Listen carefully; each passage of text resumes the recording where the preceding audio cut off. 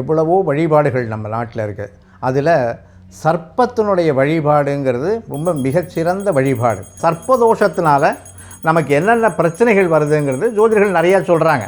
அந்த சர்ப்பதோஷம் நிவர்த்தி ஆகிறதுக்கு நம்ம என்னெல்லாம் பண்ணணும், அதாவது ஏக கர்ணலசத் ஏமகுண்டலம் சக்கரதாரிடம் சகசிரவதனம் வந்தே சர்ப்பராஜம் தயாநிதிம்.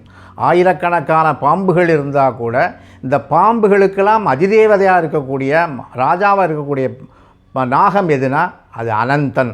அதுக்கு ஆதிசேஷன்னு பேர்.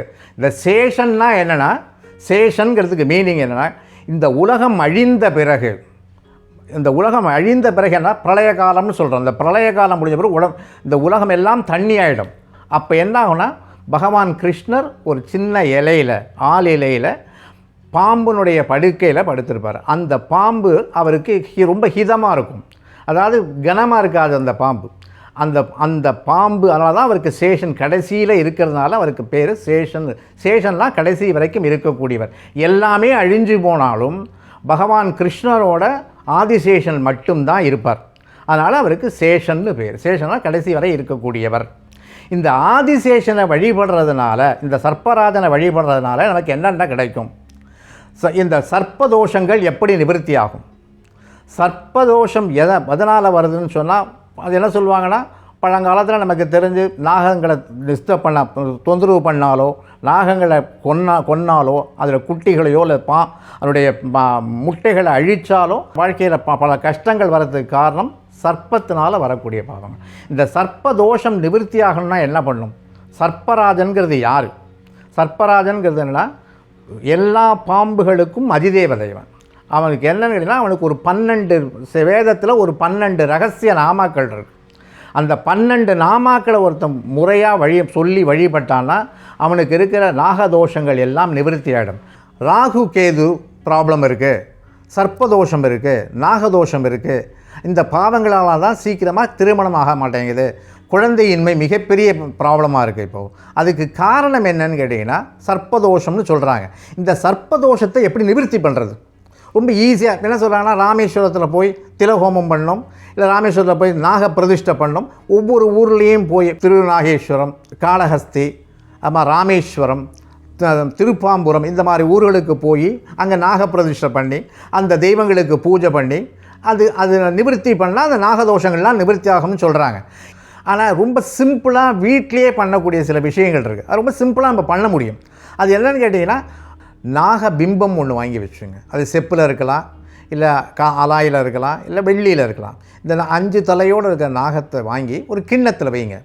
அதுக்கு ஒரு எல்லாத்துக்கும் இது இருக்குது, அபிஷேக பொருள்கள் இருக்குது. ஆனால் நாகத்துக்கு மட்டும் சிறப்பாக ஒரு பஞ்சாமிரதம் இருக்குது. இந்த அபிஷேகத்திற்கான 5 பொருள்களை சொல்கிறேன், குறிச்சிங்க. 1 நல்லெண்ணெய் 1 ஸ்பூன், பசும்பாலோ இல்லை ஆழ்நரி பாலோ 1 ஸ்பூன், ஒரு பாதி வாழைப்பழம், மஞ்சள் பொடி, நாட்டு சர்க்கரை. இந்த 5ஐயும் ஒன்றா கலந்துங்க.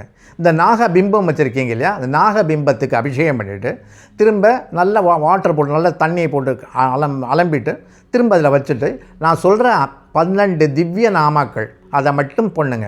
ரொம்ப ஈஸியான வழிமுறை. அது என்னன்னு கேட்டிங்கன்னா, ஏக கர்ணலசத் ஹேமகுண்டலம் சக்கரதாரிணம் சகசிரவதனம் வந்தே சர்ப்பராஜம் தயாநிதிம்.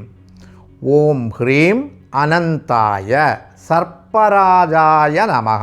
ஓம் ஹ்ரீம் அனந்தாய சர்ப்பராஜாய நமஹ. நான் திரும்ப சொல்கிறேன். ஏக கர்ணலசத் ஹேமகுண்டலம் சக்கரதாரிணம் சகசிரவதனம் வந்தே சர்ப்பராஜம் தயாநிதிம். ஏன்னா, அதாவது கீழே இருக்கிற பாதாள உலகத்துக்கு அவர் தான் அதிதேவதை, அவர் தான் அரசன். அவருக்கு என்னென்னா, அவருக்கு ஒரு 12 ரகசிய நாமாக்கள் இருக்குது. அந்த 12 நாமாக்களை என்ன பண்ணால் மஞ்சள் பொடியால் அர்ச்சனை பண்ணுங்க. ஓம் ஹ்ரீம் பகவதே நமஹ. ஓம் ஹ்ரீம் அனந்தாய நமஹ. ஓம் ஹ்ரீம் பாணசகசிர மண்டிதாய நமஹ. ஓம் ஹ்ரீம் சக்ராங்கிதகராய நமஹ. ஓம் ஹ்ரீம் விஷ்ணு தேஜசே நமஹ. ஓம் ஹ்ரீம் கூர்மவாகனாய நமஹ. ஓம் ஹ்ரீம் பதஞ்சலி ஸ்வரூபாய நமஹ. ஓம் ஹ்ரீம் சிவதாண்டவ தரிசன பிரீத்திதாய நமஹ.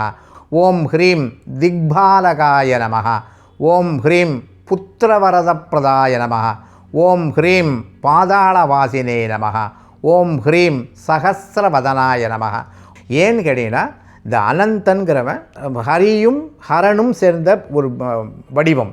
அதனால் அவரை வழிபட்டால் திருமாலை வழிபட்ட புண்ணியம், சிவனை வழிபட்ட புண்ணியம் கிடைக்கும். இவனை வந்து திக்பாலகன், வடமேற்கு திக்கில், வடமேற்குக்கும் மேற்கு திக்கில் நடுப்பு இருக்கக்கூடிய ஒரு திக்பாலகன். நமக்கு எத்தனை திக்பாலகன் தெரியும்? 8 திக்பாலகரை மட்டும்தான் தெரியும். 10 திக்பாலகர் மொத்தம் இருக்காங்க. அந்த 10 திக்பாலகர்களில் ஒன்று பிரம்மா ஒரு திக்பாலகர், அனந்தன் ஒரு திக்பாலகர். ஏன்னா திக்பாலகரில் பெருமை வாய்ந்தவன் யாருன்னா அப்பராஜன் சொல்கிற அனந்தன். இந்த அனந்தான் இந்த ஆதிசேஷனை வழிபட்டாலே போகும். இந்த மற்ற நமக்கு என்னென்ன இப்போ குறைகள் அதிலேயே உங்களுக்கு சொல்லியிருக்கேன் இல்லையா, அந்த 10 12 திவ்ய மகாமாக்கள் அதில் எல்லாமே இருக்குது. புத்திரனை கொடுக்கக்கூடிய மிகப்பெரிய ஒரு சக்தி வாய்ந்தவர் நமக்கு ஹரிஹர பின்னமூர்த்தி. அவரால் சிவனையும் திருமாலையும் வழிபட்ட ஒரு பெருமை நமக்கு கிடைக்கும். திக்பாலகரை வழிபட்ட ஒரு பெருமை கிடைக்கும். இவர் வந்து கிளம்பும்போது, பானமாக கிளம்பும்போது ஒரே ஒரு சர்ப்பமாக கிளம்புவார். அது 1000 சர்ப்பம் மாறும், லட்சம் சர்ப்பங்களாக மாறும், கோடி சர்ப்பங்களாக மாறும்.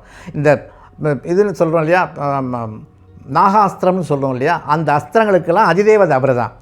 இவரை பற்றி ஏகப்பட்ட சரித்திரங்கள் இருக்குது. ஏழை எளிய மக்களுக்கு பரிகாரங்கள்லாம் செய்ய முடியாதுன்னு சொல்கிறவங்களுக்கு ரொம்ப ஈஸியான வழிபாடு இது. ஆயில்ய நட்சத்திரம் வர இன்னைக்கு பண்ணால் ரொம்ப விசேஷம். அது பகவானுக்கு ரொம்ப உகந்த நாள், நாகராஜனுக்கு உகந்த நாள்.